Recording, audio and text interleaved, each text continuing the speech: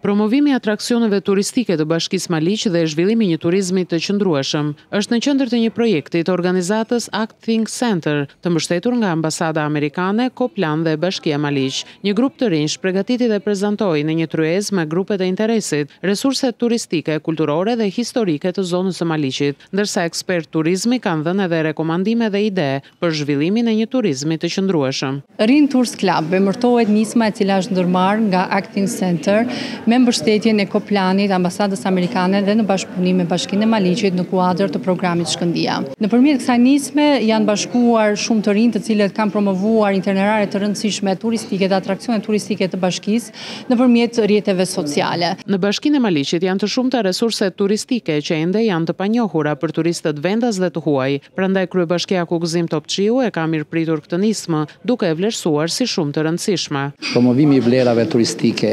të Bashkisë Maliq nuk është në nivelin e duhur dhe ne duam të ecim të bëhemi pjesë e gujitave të gjithë rajonit të Korçës, po të themi gjithë Shqipërisë, pasi ato çfarë Maliqi ka janë të shumta dhe besojmë që ende nuk janë të zbuluara saç duhet për vizitorët, për turistët, edhe për vetë shqiptarët. Vetë bukuritë natyrore të Maliqit, por dhe monumentet natyrore dhe kulturore të cilat janë të shpallura me vendimin të Këshillit të Ministrave si të tilla, ende nuk janë vizitueshme, nuk janë të promovuara në